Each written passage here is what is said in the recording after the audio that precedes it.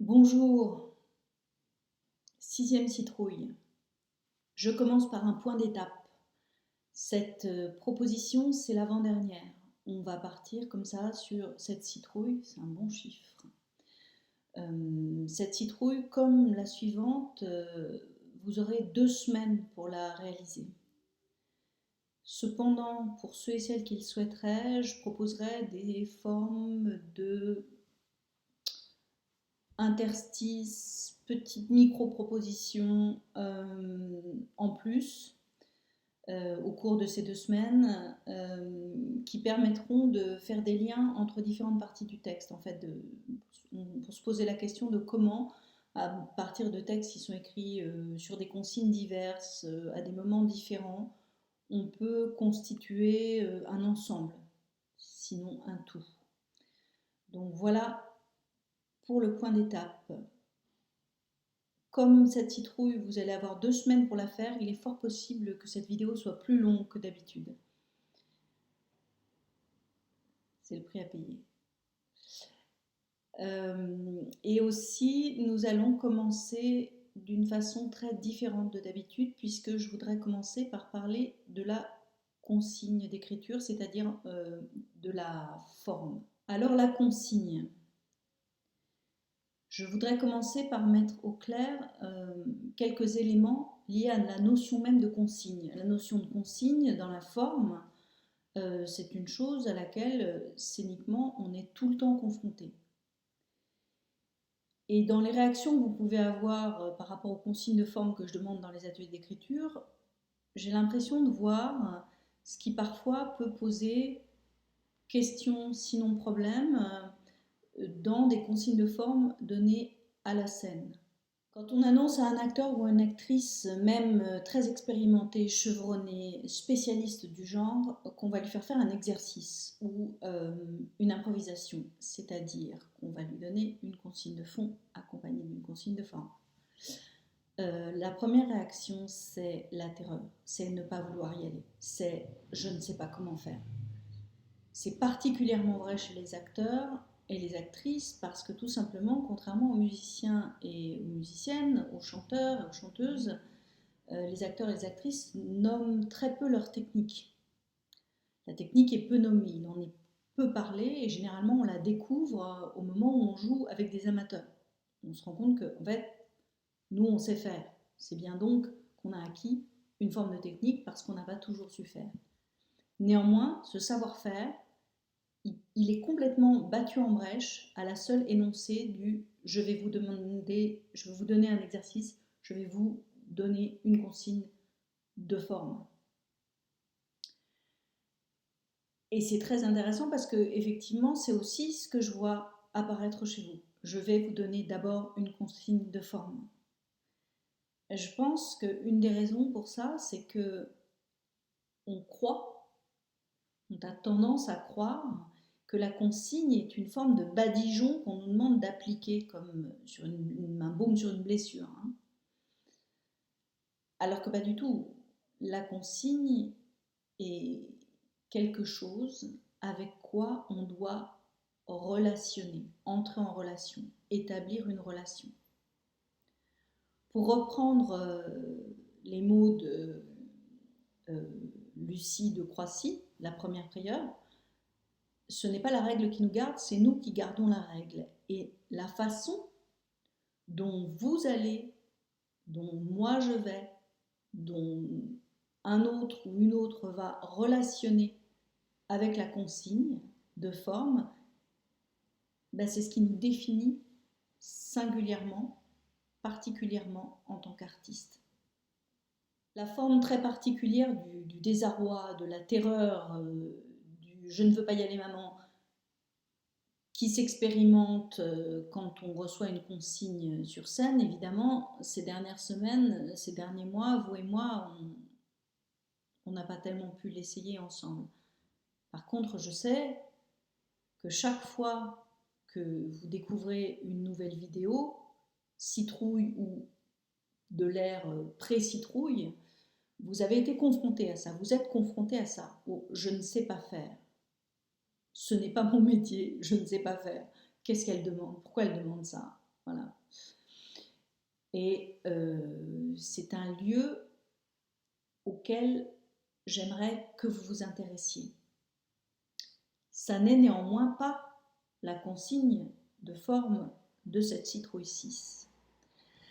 Pour la consigne de forme de cette citrouille 6, je voudrais commencer par vous lire l'extrait d'un livre de Thierry Bastingel.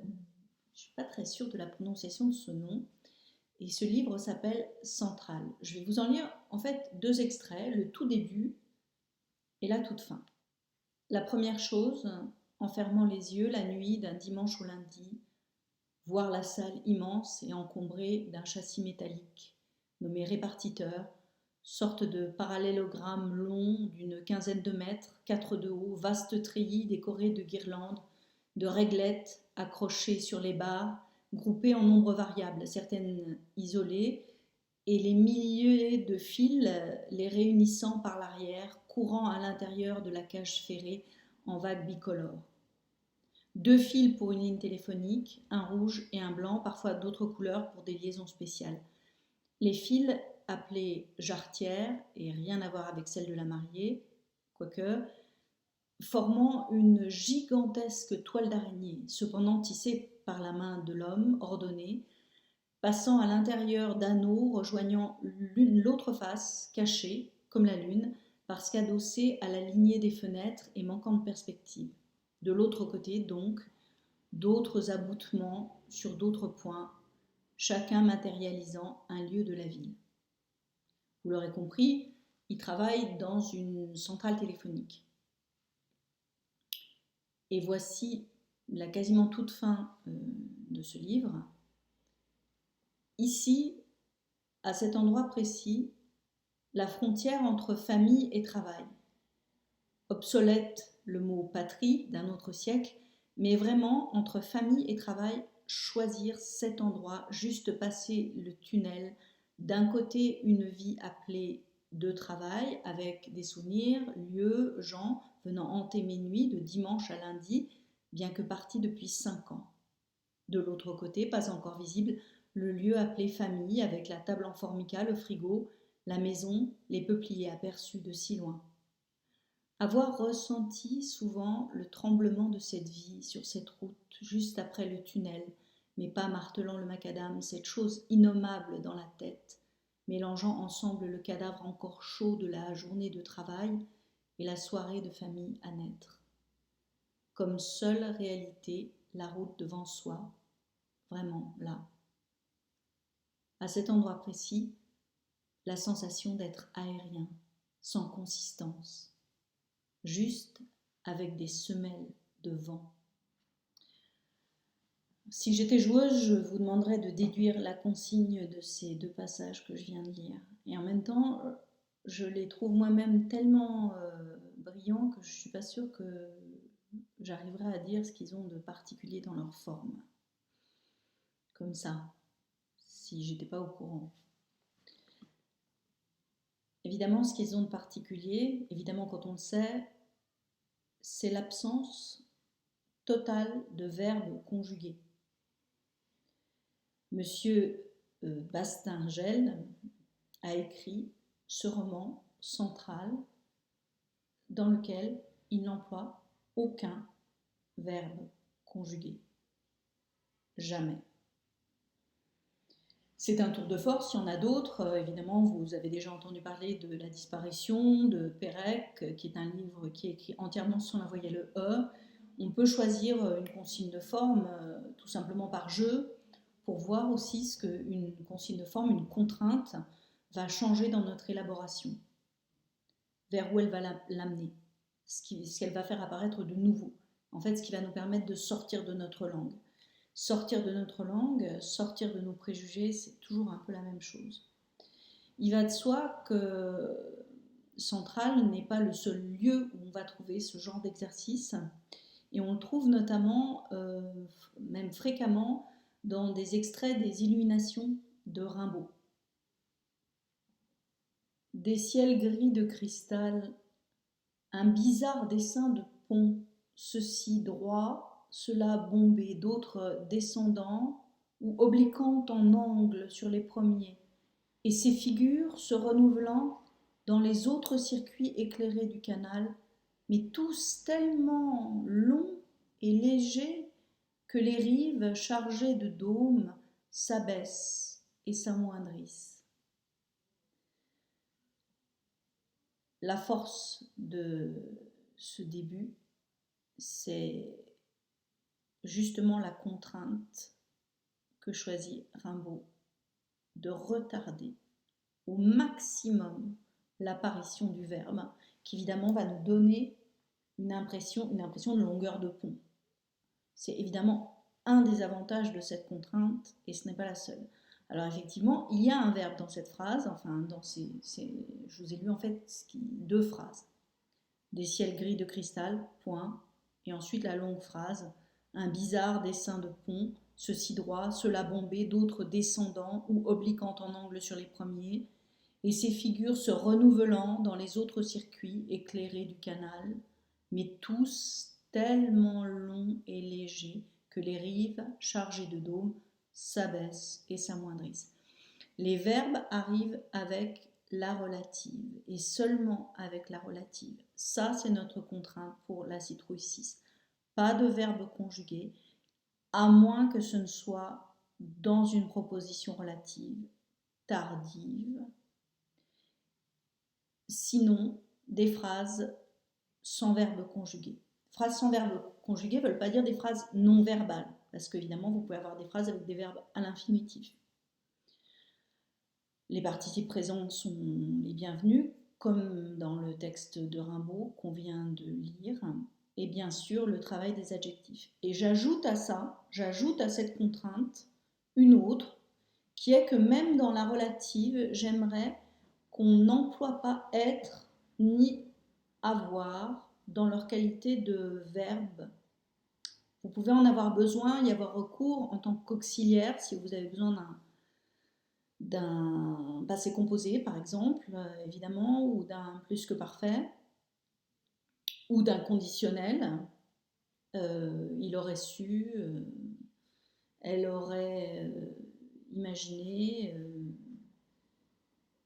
elle est venue, etc., etc. Mais pas de je suis, il est, tu es, ils seront, vous êtes, vous étiez, etc. Non.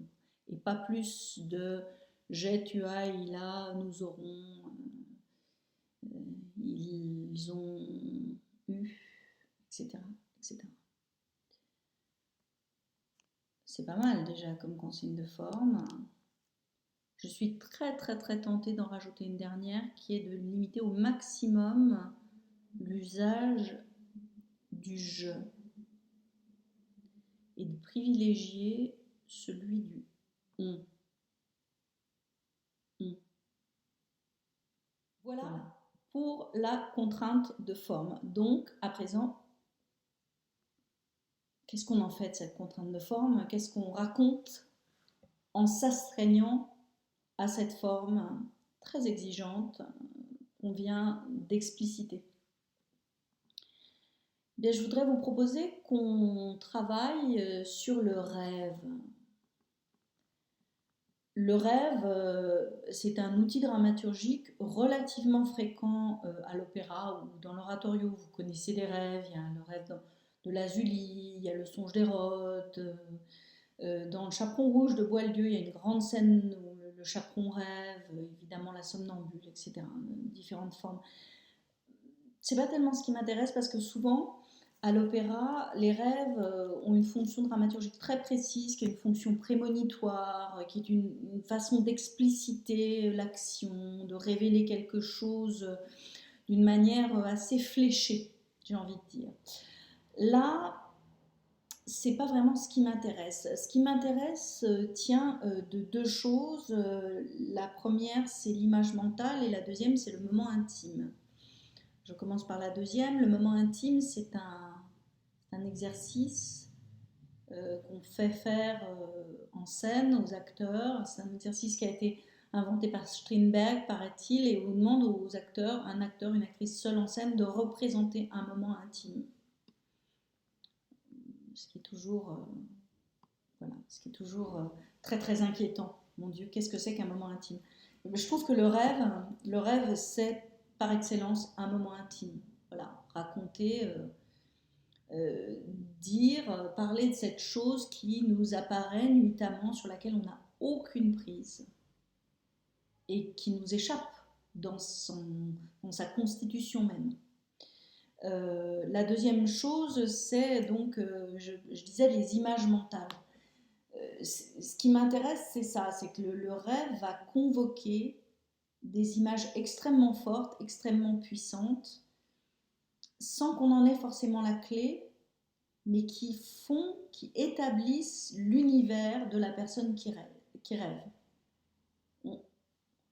On n'a pas deux personnes qui rêvent de la même chose. Alors évidemment, Freud, dans ses écrits sur les rêves, signale que oui, il y a des rêves qu'il qualifie d'enfantins, qui consistent à rêver très prosaïquement d'une chose qu'on souhaite et dont on a été frustré. Par exemple, un enfant interdit de dessert qui va rêver la nuit qu'il mange un gâteau, mettons. Donc il va de soi que ce n'est pas non plus de ces rêves-là qu'on parle, ça ne m'intéresse pas tellement. J'ai vraiment pas besoin que vous fléchiez un parcours. Je ne veux pas qu'on cherche une lisibilité. C'est d'ailleurs pour ça que je vous donne 2 semaines.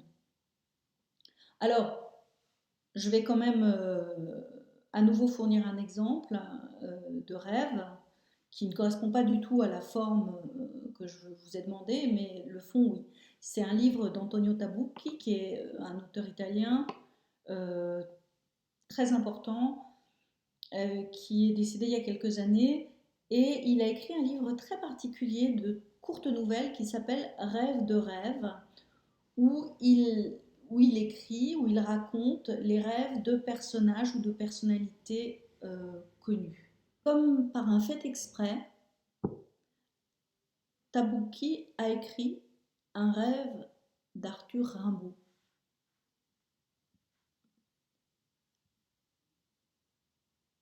Rêve d'Arthur Rimbaud, poète et vagabond.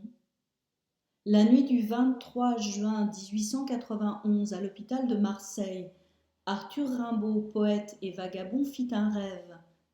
Il rêva qu'il était en train de traverser les Ardennes. Il portait sa jambe amputée sous le bras et il s'appuyait à une béquille. La jambe amputée était emballée dans un papier journal sur lequel était imprimée une de ses poésies en gros caractères. Il était près de minuit et c'était la pleine lune. Les prés étaient argentés. Arthur chantait. Il arriva aux abords d'une ferme dont une fenêtre était éclairée. Il s'étendit sur le pré sous un énorme amandier et continua de chanter. Il chantait une chanson révolutionnaire et vagabonde qui parlait d'une femme et d'un fusil. Au bout d'un moment, la porte s'ouvrit, une femme sortit et s'avança. C'était une jeune femme, elle avait les cheveux dénoués. « Si tu veux un fusil, comme demande ta chanson, je peux te le donner, dit la femme. J'en ai un au grenier. » Rimbaud serra contre lui sa jambe amputée et se mit à rire. « Je vais rejoindre la commune de Paris, dit-il, et j'ai besoin d'un fusil. » La femme le conduisit jusqu'au grenier, c'était une construction à 2 étages. Au rez-de-chaussée, il y avait des brebis, et à l'étage auquel on accédait par une échelle, il y avait le grenier. « Je ne peux pas monter là-haut, dit Rimbaud, je vais t'attendre ici parmi les brebis. » Il se coucha sur la paille et enleva son pantalon. Quand la femme redescendit, elle le trouva prêt à faire l'amour. « Si tu veux une femme comme le demande ta chanson, dit la femme, moi je peux te la donner. » Rimbaud l'embrassa et lui demanda comment s'appelle-t-elle cette femme. « Elle s'appelle Aurélia, dit la femme, parce que c'est une femme de rêve, et elle défit ses vêtements. » Ils s'aimèrent parmi les brebis, et Rimbaud tenait sa jambe amputée tout près de lui. Quand ils se furent aimés, la femme dit « Reste. » « Je ne peux pas, répondit Rimbaud, je dois partir. Viens dehors avec moi pour voir surgir l'aube. » Quand ils sortirent dans la cour, il faisait déjà très clair. « Toi, tu n'entends pas ces cris, dit Rimbaud, mais moi, je les entends. Ils viennent de Paris et ils m'appellent, c'est la liberté, c'est l'appel du lointain. » La femme était encore nue sous l'amandier. « Je te laisse ma jambe, dit Rimbaud, prends-en soin. » Et il se dirigea vers la route principale. Quelle merveille, à présent il ne boitait plus, il marchait comme s'il avait eu 2 jambes. La route résonnait sous ses sabots. L'aube était rouge à l'horizon et lui, il chantait et il était heureux. Résumons-nous. Je vous avais promis une vidéo plus longue, elle est définitivement plus longue. Je vous avais promis un temps d'élaboration plus long pour digérer tout ça. Il est plus long puisque j'attends vos rêves pour le lundi 8 juin. J'attends donc le rêve d'un personnage de Cendrillon et pour Lucie, évidemment, d'un personnage des dialogues. Idéalement, un rêve de votre personnage plutôt que d'un personnage emprunté. Néanmoins, vous allez être sur un temps d'élaboration long et je souhaiterais que vous l'employiez de la façon suivante. Visionnez cette vidéo, notez ce qui vous vient, laissez les idées faire leur chemin dans votre tête et prenez ce qui va se présenter dans les jours qui suivent. Pour ce qui est de la rédaction finale, vous avez une contrainte de forme qu'on a largement explicitée, des phrases sans verbe conjugué, si possible, pas d'utilisation d'être ou avoir autrement qu'en leur qualité d'auxiliaire, et on privilégie le on au je ou au tu. Voilà. C'est un rêve qui se raconte donc à la première personne d'un personnage, de votre personnage. C'est un rêve qui lui est arrivé ou qui lui arrive. C'est-à-dire vous pouvez le penser des deux côtés, soit c'est en train de se produire, soit c'est une narration a posteriori que vous n'avez pas besoin de contextualiser. J'espère que ce changement de braquet vous amènera dans un endroit qui vous surprendra. Moi, j'attendrai patiemment vos textes et pour ceux et celles qui en feront la demande, je produirai des exercices de passage, comme je l'ai énoncé au début de cette vidéo, visant à permettre de regrouper certains textes. C'est des choses plus techniques en fait. Voilà. Et c'est uniquement pour ceux qui en feront la demande, ceux et celles. À bientôt, à mardi pour nous et au lundi 8 juin pour les textes.